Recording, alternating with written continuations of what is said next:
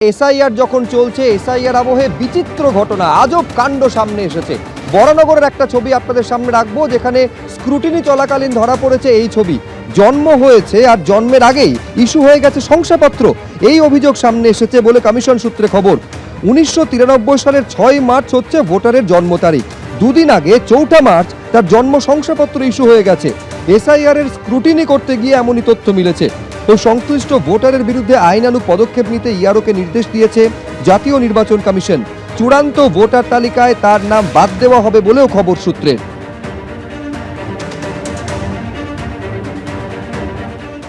সারা ভারতবর্ষে এইরকম জাল তন্ত্র কোথাও চলেনি। এসআইআর তো দেশের অনেক জায়গায় হচ্ছে, কিন্তু এই রকম জন্মের আগেই শংসাপত্র এসে যাচ্ছে, জন্মের আগেই বার্থ সার্টিফিকেট এসে যাচ্ছে। এই যে আধার কার্ড, লাগাতার জাল আধার কার্ড বেরোচ্ছে, রাস্তাঘাটে এখন পড়ে আছে। অতএব এইরকম একদম খোলাখুলিভাবে যে নকল, একমাত্র পশ্চিম বাংলাতেই হয়েছে। এর মতো দুর্নীতি আর কোথাও হয়নি। এসআইআর না হলে এগুলো কেউ জানতে পারত না। জাতীয় নির্বাচন কমিশন এসআইআর নিয়ে যেভাবে অল্প সময়ের মধ্যে বিপুল কাজ চাপিয়ে দিয়ে মানুষকে হয়রান করছে, তার সঙ্গে আবার নানা রকম প্রবলেম হচ্ছে, সফটওয়্যারের প্রবলেম, এর প্রবলেম, তার প্রবলেম, অ্যাপের প্রবলেম। সেখান থেকে কিছু অসঙ্গতি, ভুল, নানা ধরনের। তারপরে আবার ওই বাবা বন্দ্যোপাধ্যায় লেখেন, ছেলে ব্যানার্জি লেখে কেন? আবার কেউ ব্যানার্জিতে জে ডবল ই লেখে, কেউ জে আই লেখে কেন? মানে এমন সব এই তড়িঘড়ি করে চাপিয়ে দিতে গিয়ে করেছেন যে এরা বিজেপির রাজনৈতিক স্বার্থ চরিতার্থ করতে, ফলে একটা দুটো এদিক ওদিক নানা রকম প্রশ্ন শোনা যাচ্ছে। সেগুলো প্রশাসনিকভাবেই সব ঠিকঠাক করার ব্যবস্থা। শিবখান তিনদার তিনজন মল্লার চৌপর দিনভর দেয় দূরপাল্লা। সত্যেন্দ্রনাথ দত্তের কবিতায় গতির অনুভব আমরা এভাবেই করেছি, কিন্তু জেনজিরা আরো দ্রুত গতিতে এগিয়ে যাচ্ছে। যাদবপুর বিশ্ববিদ্যালয়ের ইঞ্জিনিয়ারিং বিভাগের পড়ুয়াদের তৈরি ইলেকট্রিক রেসিং কার্ড গত বছর জাতীয় স্তরে ইলেকট্রিক রেসিং কার্ড প্রতিযোগিতায় সাফল্য অর্জন করেছে। পরবর্তী গতির লক্ষ্যে তারা আরো এগিয়ে চলেছে। আমিও আজ যাদবপুর বিধানসভা কেন্দ্রের নানান প্রান্তে ছুটে বেড়াবো জানার জন্য নির্বাচনের আগে জেনজিরা কি ভাবছে। মডার্ন ডেজে যেটা আমরা দেখতে পাচ্ছি, যেটা খুবই আফসোসজনক, সেটা হলো যে আমরা রাজ্যে চাকরি পাবো না, আমাদেরকে বাইরে যেতে হবে, এবং এইটা হওয়ার কথা একদমই নয়। সামগ্রিকভাবে আমাদের যে এনভায়রনমেন্ট, সেইটা নিয়ে কনসার্ন এই মুহূর্তে রাজনীতিতে খুব একটা দেখতে পাই না। আমাদের ক্ষেত্রে যেমন খাতা, বই, পেন, আচমকা জিএসটি কমে গেছে, ভাবলাম যে দাম কমছে, অ্যাকচুয়ালি কিন্তু কমে না, সেই জিনিসের দামটা কিন্তু বাড়তেই থাকছে। আমাদের বাংলায় নারীর নিরাপত্তার একটা বিষয় উঠে এসছে, যে যেমন 2024-এ আরজিকর ঘটনাটা ঘটলো। 2 বছর হয়ে গেছে কিন্তু তার কোনো বিচার পাওয়া যায়নি। আমাদের কাছে বর্তমানে রাজনৈতিক নেতাদের যে প্রতিমূর্তি স্থাপিত হয়েছে, অর্থাৎ রাজনৈতিক নেতা হতে গেলে তোমাকে চুরি করতে হবে। আজকে জেনজি যেটা, তারা খুব নিজেরটা বোঝে। আমাকে যদি গভর্নমেন্ট চাকরির জন্য 5 লাখ 10 লাখ টাকা ঘুষ দিতে হয়, আমি কেন এই সরকারকে চুজ করবো, রাইট? একেবারে লাজবাব জবাব পেয়েছে। আরো বিভিন্ন জায়গায় জেনজিদের আমরা মুখোমুখি হতে যাব। আপনারাও দেখতে থাকুন জেনজিরা কি বলছে। চোখ রাখুন এবিপি আনন্দে।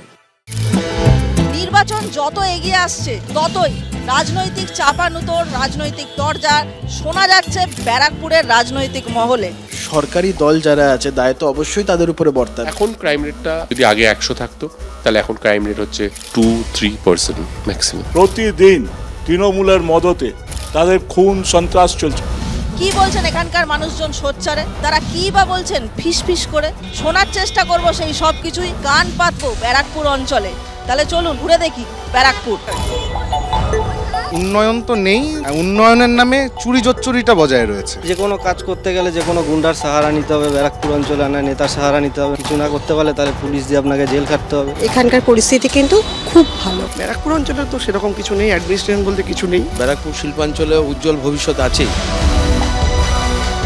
ব্যারাকপুর পৌরসভা, টিটাগড় পৌরসভা, আর এই 2 পৌরসভার যত ওয়ার্ড আছে সেই সবকটাই কিন্তু ব্যারাকপুর বিধানসভা কেন্দ্রের অন্তর্গত। গত বিধানসভা ভোটে এখান থেকে তৃণমূলের প্রার্থী হয়ে জিতেছিলেন রাজ চক্রবর্তী, পেয়েছিলেন প্রায় 69,000 ভোট। দ্বিতীয় স্থানে ছিলেন বিজেপির প্রার্থী চন্দ্রমণি শুক্ল, তিনিও পেয়েছিলেন 59,000-এরও বেশি ভোট।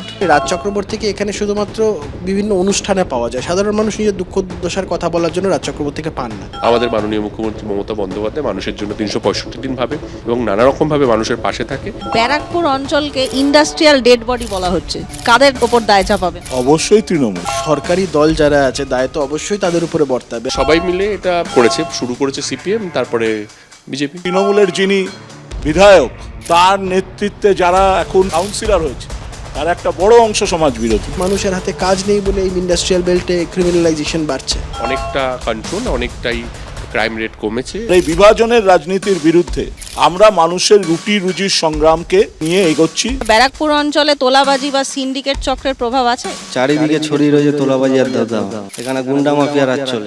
15 বছর ধরে ব্যারাকপুরটা করাপশনে ভরে গেছে। ব্যারাকপুর পুরোপুরি মনে করি যে শান্তভাবেই আছে। তৃণমূল মদত দিয়েছে। এখন অনেক বেটার, অনেক ভালো, অনেক শান্তিপূর্ণ।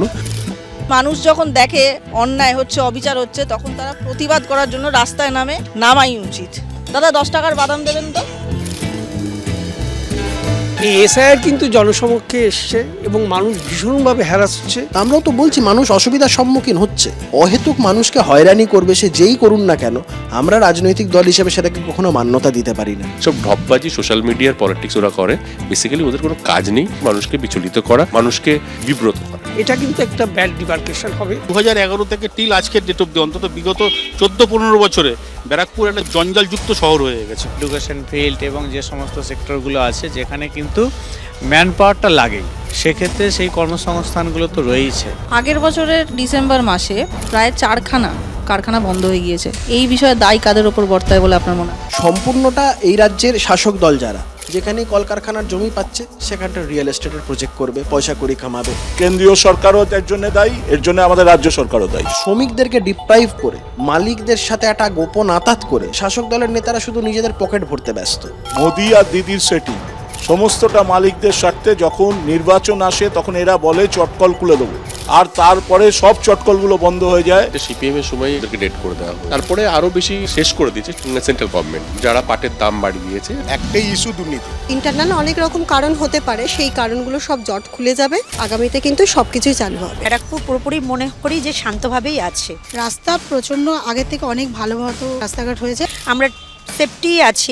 আগে যে অভাবটা ছিল সোসাইটিতে, আজকে কিন্তু সেই অভাবটা নেই। ব্যারাকপুরকে এইভাবে আর কেউ চিনতে পারে না। ব্যারাকপুরকে সবাই বললেই বলে এ তো বোমগুলির ব্যারাকপুর। এখনকার যারা পলিটিক্যাল দায়িত্বে রয়েছে তারা কেউ ওখানে ক্রাইম চায় না, তারা চায় শান্তি। আমরা আতঙ্কিত আশঙ্কিত না, আমরা যে কোনো লড়াইয়ের জন্য প্রস্তুত। কলে জল আসবে কিনা আমি জানি না, কিন্তু এখানে যেখানে আমি দাঁড়িয়ে আছি, এখানে এলে জিভে জল অবশ্যই আসবে, আসতে বাধ্য। কারণ আমি এই মুহূর্তে আছি বিরিয়ানির রাজধানী ব্যারাকপুরে, আর আমি নিজেকে আজ প্রমিস করেছি কাজ না মিটিয়ে কিন্তু বিরিয়ানি আমি খাবো না। তাহলে চলুন, বলেছিলাম কাজের শেষে বিরিয়ানি খাবো। আমি আবার কথা রাখতে খুব ভালোবাসি, বিশেষ করে খাবার সংক্রান্ত কথা দিলে তো আমি রাখি। কিন্তু বিষয়টা হচ্ছে এই বিরিয়ানি খাওয়ার একটা বিশেষ কারণ আছে, জানেন? কারণটা হচ্ছে যেহেতু আজ আমি একজন সাংবাদিক, ইউটিউবার, কন্টেন্ট ক্রিয়েটারের পরিচয় ছাড়িয়ে আজ আমি একজন সাংবাদিক, তাই আমি খবর নিতে এসেছিলাম যে বিরিয়ানি হওয়ার আগে ঘি ঢালা হয় না বিরিয়ানি হয়ে যাওয়ার পর ঢাকনা খুলে ওপর দিয়ে হাত ঘুরিয়ে ঘি ঢালতে হয়। এই খবরটা আমি আলটিমেটলি পাইনি, কিন্তু আপনাদের আজকে আমি প্রচুর খবর দিয়েছি। আশা করি আপনারা সেই খবরগুলো শুনে একটু হলেও ইনফরমেশন পেয়েছেন।